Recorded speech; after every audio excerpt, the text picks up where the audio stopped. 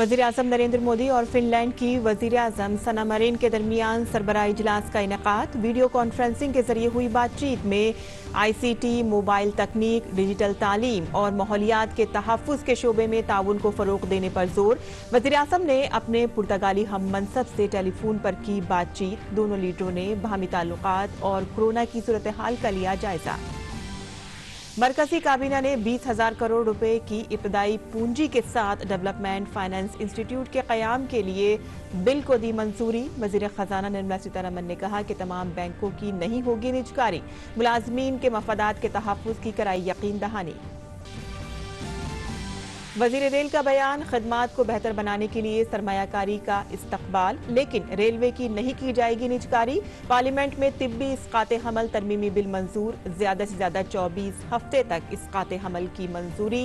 BJP ने लोकसभा में आज तमाम अरकान पार्लियामान को मौजूद रहने के लिए जारी किया व्हिप। आसाम, मगरबी बंगाल, तमिलनाडु, केरल और पुडुचेरी असेंबली इंतखाबात की तशहीर शबाब पर senior BJP leader Amit Shah Assam के माजौली और डिब्रूगढ़ में करेंगे अवामी रैलियों से खिताब। पुडुचेरी असेंबली इंतखाबात के लिए बीजेपी और कांग्रेस ने जारी की उम्मीदवारों की फहरिस्त। महाराष्ट्र के बाद गुजरात और मध्य प्रदेश ने भी कोविड इन्फेक्शन के रोकने के लिए उठाए कदम। दोनों रियासतों के कई शहरों में आज से रात का कर्फ्यू नाफिज। महाराष्ट्र, तमिलनाडु समेत मुल्क की 8 रियासतों में इन्फेक्शन के मामलात में इजाफा। महाराष्ट्र में सबसे ज्यादा 15,000 नए मामले। वहीं कल मुल्क में 19 लाख से ज्यादा लोगों को लगाए गए टीके। बैनुल-अक़वामी खबरों में ब्रितानिया के वज़ीर आज़म बोरिस जॉनसन अगले महीने करेंगे भारत का दौरा। जॉनसन ने कहा कि बाहमी ताल्लुकात को मज़ीद मुस्तहकम करना है। दौरे का मकसद इंग्लैंड में इस साल जून में मुनक़िद होने वाली G7 इजलास में शिरकत के लिए भारत को मिली दावत।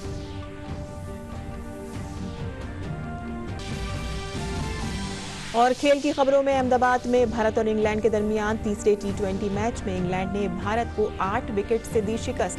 सीरीज में हासिल की 2-1 की सबकत।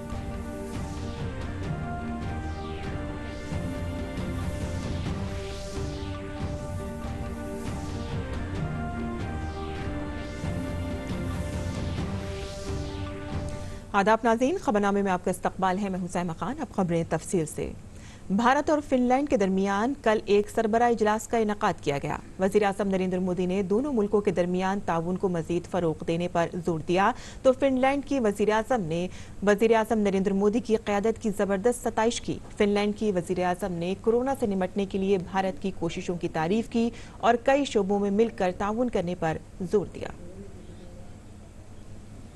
फिनलैंड और भारत दोनों ही एक रूल्स बेस्ड, पारदर्शी, मानवतावादी और लोकतांत्रिक वैश्विक व्यवस्था में विश्वास रखते हैं। वज़ीर आज़म नरेंद्र मोदी ने जमहूरी उसूल पर मबनी, इंसान दोस्त और जमहूरी निज़ाम की मुश्तरका अज़्म पर जोर दिया। भारत और फिनलैंड के पहले सरबराही इजलास के दौरान वज़ीर आज़म नरेंद्र मोदी और उनकी हममनसब सना मरीन ने कोविड-19 पर काबू पाने, आलमी इक़्तिसादी अहया और आबो हवा में तब्दीली जैसे अहम मामलों पर तवाल्य ख्याल किया। इस पैंडेमिक के दौरान भारत ने अपने डोमेस्टिक संघर्ष के साथ साथ विश्व की जरूरतों का भी ध्यान रखा है।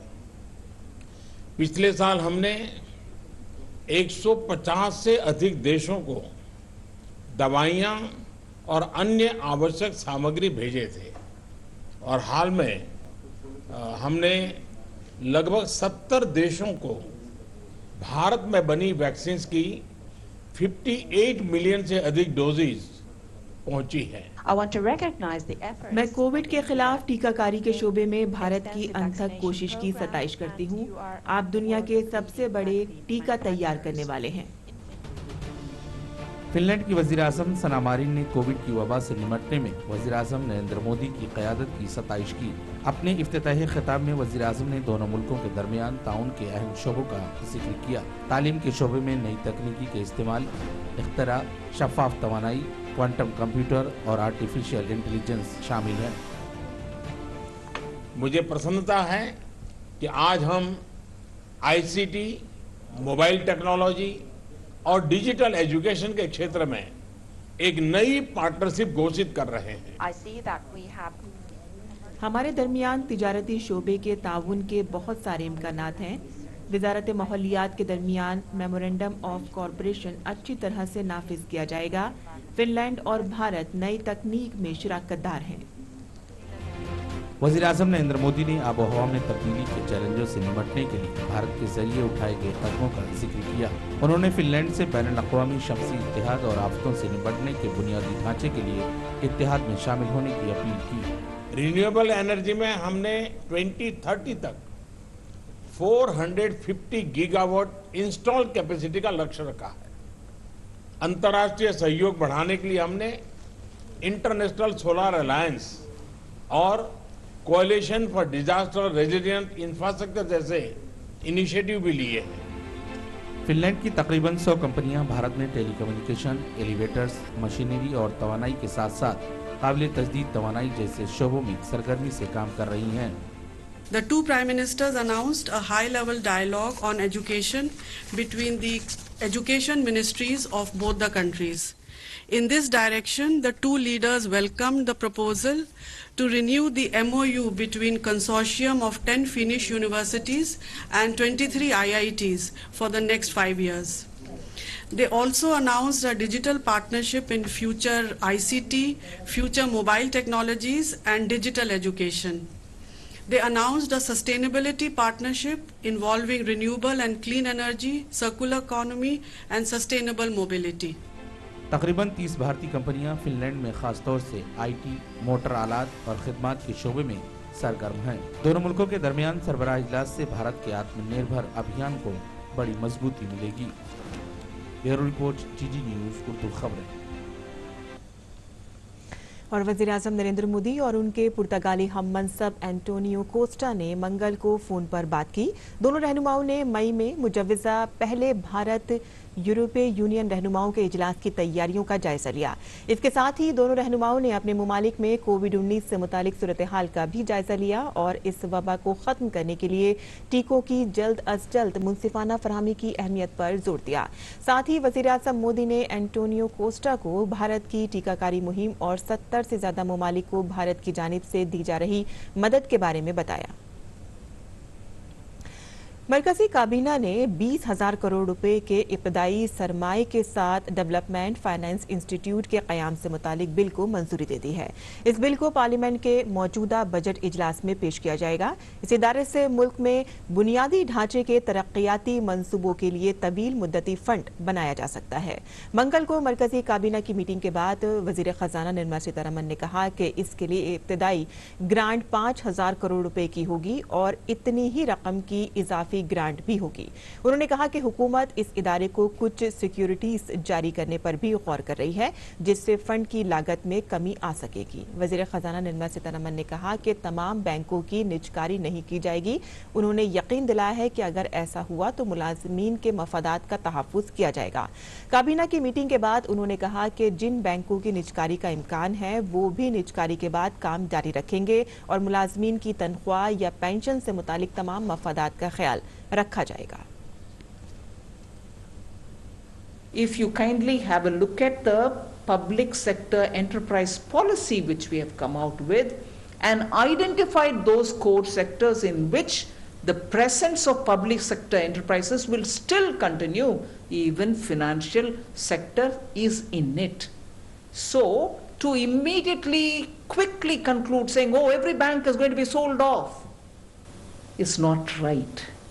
And even whether it is banks or any other privatization, I want to take this opportunity to tell through you, the media, that the interest of the workers, interest of those who have put in services over the decades will absolutely be protected.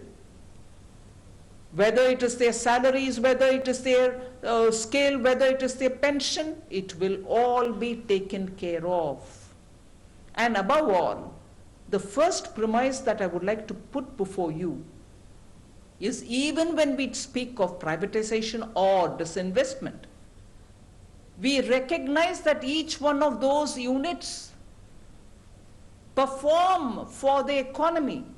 So if there is a coal unit or a thermal unit. वहीं राहुल गांधी के bank privatisation के इल्जाम का जवाब देते हुए निर्मला सीतारमण ने कहा कि यूपीए हुकूमत के दौर में कई घपले हुए हैं। Taxpayers' money was what UPA government did.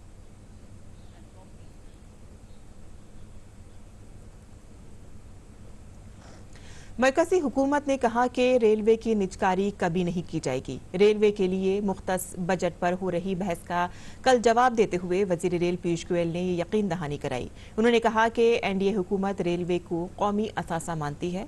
वजीर रेल ने कहा कि कुछ खिदमात को निजी हाथों में दिया जा सकता है। उन्होंने कहा कि हुकूमत रेलवे को तरक्की का इंजन बनाने के लिए अहद बस्ता है। हमारे कई मित्र बोलते हैं कि आप कॉर्पोरेटाइज कर रहे हो, आप डिसइन्वेस्टमेंट कर रहे हो, आरोप लगता है कि प्राइवेटाइज कर रहे हो। मैं स्पष्ट कर दूं, भारतीय रेल कोई कभी प्राइवेटाइज नहीं होगी। भारतीय रेल भारत की संपत्ति है, भारत की रहेगी, भारत के लोगों की रहेगी। लेकिन आखिर रोड भी भारत की संपत्ति है, तो क्या कोई कहता है कि रोड पे सिर्फ सरकारी गाड़ियां चलेंगी? ऐसा तो कोई नहीं कहता है ना। रोड एक सुविधा बनी है। रोड के ऊपर जितनी ज्यादा गाड़ियां चलेंगी उतना देश का हित है। आपकी भी गाड़ी चले, सरकारी भी चले, बस भी चले, निजी क्षेत्र की बस भी चले, ट्रक चले, सब चलेंगे, उतने देश की आर्थिक प्रगति होगी, लोगों को सुविधा मिलेगी। तो क्या रेलवे लाइन अगर एक बार लग गई तो उस पर भी कोशिश नहीं होनी चाहिए कि अच्छी सुविधाएं हमारे यात्रियों को मिले? और वजीर खजाना निर्मला सीतारमण ने अरकान पार्लियामेंट को बताया कि हुकूमत ने अरकान पार्लियामेंट के तरक्याती फंड की 2019-20 की किस्त पहले ही जारी कर दी है। वजीर खजाना ने बताया कि 2020 से 2022 के दरमियान कोरोना की वजह से एमपी तरक्याती फंड का निज़ाम नहीं रहेगा। आयुष के मरकजी वजीर ममलिकत किरेन रिजिजू ने कहा है कि सर्जरी और आयुर्वेद के दरमियान ताल्लुक पुराना है और इसमें किसी को अंदेशा नहीं होना चाहिए। आयुर्वेद से पोस्ट ग्रेजुएशन करने वाले डॉक्टरों को सर्जरी की इजाजत देने से मुतालिक हुक्म पर राज्यसभा में पूछे गए एक सवाल के जवाब में उन्होंने ये बात कही। उन्होंने कहा कि आयुर्वेद से पोस्ट ग्रेजुएशन करने वाले डॉक्टरों को सर्जरी करने की इजाजत देने वाले हुक्मनामे के खिलाफ इंडियन मेडिकल एसोसिएशन की अर्जी सुप्रीम कोर्ट में जेर समाअत है। जो इंडियन मेडिकल एसोसिएशन ने केस जो दिया है सुप्रीम कोर्ट में जो चल रहे हैं उसके बारे में तो यहाँ टिप्पणी मैं करना नहीं चाहूंगा, लेकिन सर्जरी के बारे में लेकर के कोई आशंका नहीं होना चाहिए कि हमारे देश में आयुर्वेद का जो अष्टांग आयुर्वेद का जो ट्रीटमेंट है ये तो कोई नए तो नहीं है और सर्जरी तो इसका हिस्सा है। हमारे जो central council of Indian medicine का जो नोटिफिकेशन लेटेस्ट जो 2020 में निकला है उसमें जो प्रिस्क्राइब किया है, क्लियरली डिफाइन किया गया है कि वो सर्जरी का प्रोसीड्योर क्या है। तो इसलिए मुझे नहीं लगता कि इसमें कोई विवाद होना चाहिए। वहीं पार्लियामेंट में बजट इजलास के दूसरे मरहले में आज राज्यसभा और लोकसभा में अहम कानून साजी का काम होगा। अगर राज्यसभा की बात की जाए तो वजीर खारजा एस जयशंकर भारत की वैक्सीन मैत्री से मुतालिक इकदाम पर ऐवान में बयान देंगे। इसके साथ ही रेलवे, सयाहत और फूड प्रोसेसिंग की वजारत के कामकाज पर भी बहस होगी। वहीं बात करें लोकसभा की तो लोकसभा में हाउसिंग, शहरी उमूर की वजारत के मुतालबात ज़र पर बहस और वोटिंग होगी। इसके साथ ही साल 2021-22 के मरकजी बजट के सिलसिले में दीगर मुतालबात ज़र को वोटिंग के लिए पेश किया जाएगा। और अब बात करते हैं असेंबली इंतखाबात की। आसाम में असेंबली इंतखाबात के दूसरे मरहले के लिए नामजदगी वापस लेने का आज आखिरी दिन है। दूसरे मरहले के लिए कागजात नामजदगी दाखिल करने वाले कुल 408 उम्मीदवारों में से 28 के कागजात नामजदगी कल जांच के दौरान मुस्तरद कर दिए गए। 1 अप्रैल को होने वाले इंतखाबात के दूसरे मरहले के लिए 39 नशिस्तों पर 408 उम्मीदवारों ने कागजात नामजदगी जमा कराए थे। दूसरी तरफ तीसरे मरहले के लिए कागजात नामजदगी दाखिल करने की आखिरी तारीख 19 मार्च है। कागजात नामजदगी की जांच 20 मार्च को की जाएगी। 22 मार्च तक नाम वापस लिए जा सकते हैं। बीजेपी लीडर और मरकजी वजीर दाखिला अमित शाह आज आसाम में 2 इंतखाबी जलसों से खिताब करेंगे। अमित शाह की पहली अवामी जलसा माजोली में होने जा रहा है और इसी के साथ ही दूसरा इंतखाबी जलसा डिब्रूगढ़ के चापा खोवा मुकाली में होगा। इसके साथ ही उत्तर प्रदेश के वजीर आला और बीजेपी के स्टार कैंपेनर योगी आदित्यनाथ आज मगरबी बंगाल में बीजेपी उम्मीदवारों के हक में इंतखाबी मुहिम चलाएंगे। बीजेपी ने पुडुचेरी में 9 उम्मीदवारों के नामों का ऐलान किया है। पुडुचेरी की 30 असेंबली नशिस्तों के लिए 6 अप्रैल को पोलिंग होगी। पुडुचेरी की 15वीं असेंबली के लिए तकरीबन 10 लाख वोटर्स वोट डालेंगे। वोटों की गिनती 2 मई को होगी। काबिल जिक्र है कि बीजेपी पुडुचेरी में एनआर कांग्रेस और एआईएडीएमके के साथ इत्तेहाद में इलेक्शन लड़ रही है। एनआर कांग्रेस 16 असेंबली नशिस्तों पर इंतखाब लड़ रही है, जबकि एआईएडीएमके बाकी नशिस्तों पर इंतखाब लड़ेगी। और कांग्रेस ने केरल असेंबली इंतखाबात के लिए मजीद 6 उम्मीदवारों की फहरिस्त जारी कर दी है। इससे कबल इतवार के रोज पार्टी ने केरल असेंबली इंतखाबात के लिए 86 उम्मीदवारों की एक फहरिस्त जारी की थी। पार्टी ने साबिक वजीर आला उमान चांडी को पुथुपल्ली सीट से, जबकि असेंबली में अपोजिशन लीडर रमेश चेन्थिलन को हरिपट सीट से उम्मीदवार बनाया गया है। पार्टी केरला की 126 रुकनी असेंबली के लिए 92 नशिस्तों पर चुनाव लड़ रही है और तमिलनाडु की 234 रुकनी असेंबली के इंतखाबात के लिए रियासत में इंतखाबी मुहिम जोर पकड़ती जा रही है। वजीर आला और हुक्मरान एआईएडीएमके के रहनुमा ईडापड्डी पलानीस्वामी ने रियासत में पार्टी के हक में 2 रोजा तूफानी इंतखाबी मुहिम का आगाज किया। वजीर आला पलानीस्वामी ने इस मुहिम का आगाज जिला सेलम से किया है, जो तिरुवरूर में खत्म होगी। पलानीस्वामी रियासत के 17 अजला में पार्टी के हक में इंतखाबी मुहिम चलाएंगे। और अब बात करते हैं कोरोना की। वजीर आज़म आज रियासतों के वज़राए आला के साथ एक मीटिंग करेंगे ताकि ये जान सकें कि मुल्क में कोरोना इन्फेक्शन की रोकथाम के लिए क्या हिकमत अमली अपनाई जाए। दरियासना मुल्क में कोरोना टीकाकारी तेजी से जारी है। इन्फेक्शन की रोकथाम के लिए मुतअद्दिद रियासतों में एक बार फिर सख्ती बढ़ती जा रही है। महाराष्ट्र में बढ़ते हुए मामलात के पेश नज़र वजारत सेहत ने महाराष्ट्र को खत लिखकर मौसर इक़दामात के लिए कहा है। महाराष्ट्र में कोविड के मामले दूसरी रियासतों के मुकाबले सबसे ज्यादा हैं, इसलिए रियासती हुकूमत ने इन्फेक्शन को रोकने के लिए नए अहकामात जारी किए हैं। महाराष्ट्र के अलावा गुजरात में बढ़ते हुए इन्फेक्शन की वजह से 17 मार्च से बड़े शहरों में पाबंदियां बढ़ा दी गई हैं। अहमदाबाद, सूरत, राजकोट, वडोदरा में रात में कर्फ्यू नाफिज करने का फैसला किया गया है। ये कर्फ्यू 31 मार्च तक नाफिज रहेगा। इसी के साथ ही अहमदाबाद में जारी भारत इंग्लैंड T20 मैच शायकीन के बगैर होंगे। दूसरी तरफ कोविड से फैसला कुन मार्काराई के लिए मुल्क में तेजी से टीकाकारी भी जारी है। मंगल की सुबह तक 3,29,47,432 अफराद को कोविड के टीके लगाए जा चुके हैं। मध्य प्रदेश में रियासती हुकूमत ने कोरोना के बढ़ते हुए वाकयात के पेश नज़र सख्त इक़दामात किए हैं। इसके तहत भोपाल और इंदौर में आज रात से नाइट कर्फ्यू निज़ाम नाफिज किया जाएगा। इसके अलावा महाराष्ट्र से आने वाले लोगों के लिए थर्मल स्क्रीनिंग जारी रहेगी और महाराष्ट्र से आने वालों को भी 1 हफ्ते तक आइसोलेशन में रहना पड़ेगा। वज़ीर आज़म नरेंद्र मोदी 26 और 27 मार्च को बांग्लादेश का दौरा करेंगे। वज़ारत ख़ारजा ने इसके बारे में मालूमात फराहम की हैं। वज़ारत ख़ारजा ने कहा है कि वज़ीर आज़म नरेंद्र मोदी का ये दौरा 3 अहदसाज वाक़यात की याद में है। बांग्लादेश के बाबा कौम बंगबंधु शेख मुजीबुर रहमान की पैदाइश की 100 साला तकरीब मुजीब बोरशोई का मौका, भारत और बांग्लादेश के माबैन सिफारती ताल्लुकात के क़याम के 50 साल और बांग्लादेश की जंग आज़ादी के 50 साल। इस दौरे के दौरान वज़ीर आज़म नरेंद्र मोदी 26 मार्च को बांग्लादेश के कौमी दिन से मुतालिक प्रोग्राम में बतौर मेहमान शिरकत करेंगे। वज़ीर आज़म मोदी बांग्लादेश की वज़ीर आज़म शेख हसीना के साथ 2 फ़रीक़ी तबादले के साथ साथ बांग्लादेश के सदर अब्दुल हमीद से भी मुलाकात करेंगे।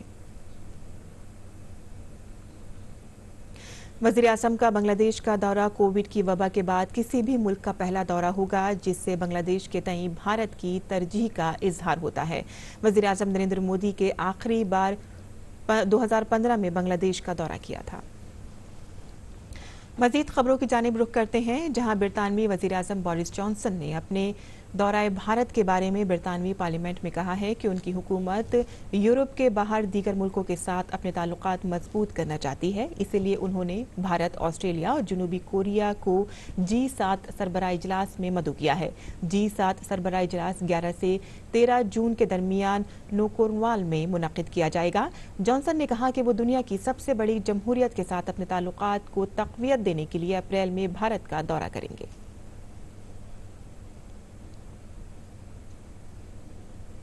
यूरोपीय यूनियन के दवाओं के रेगुलेटर का कहना है कि उसे पुख्ता यकीन है कि एस्ट्राजेनेका के फवाइद उसके मुमकिन खतरात से कहीं ज्यादा हैं। रेगुलेटर ने जोर देकर कहा है कि ऐसे कोई शवाहिद नहीं है जिनसे ये साबित होता है कि इस वैक्सीन का खून के थक्के बनने से कोई ताल्लुक हो। काबिल जिक्र है कि मुतादिद यूरोपीय ममालिक ने सेहत से मुतालिक खदशात के पेश नज़र एस्ट्राजेनेका के इस्तेमाल को मुलतवी कर दिया है। इस दौरान यूरोप में कोविड-19 के सबब होने वाली अमवात की तादाद 9 लाख से ज्यादा हो गई है।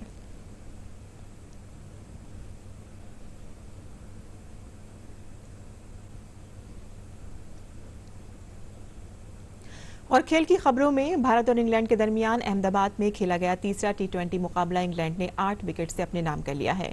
इंग्लैंड को जीत के लिए 157 रन की जरूरत थी, जिसे टीम ने 10 गेंद बाकी रहते ही हासिल कर लिया। इंग्लैंड की तरफ से जॉस बटलर ने आउट हुए बगैर 83 रन की इनिंग्स खेली और इस जीत के बाद इंग्लैंड ने सीरीज में 2-1 की सबकत हासिल कर ली है। रोहित शर्मा पर स्ट्राइक की, लेकिन रोहित भाग्यशाली रहे और आर्चर ने इस अंदाज और अब पेश है दिल्ली से चाय उर्दू अखबारात का मुख्तसर जायजा।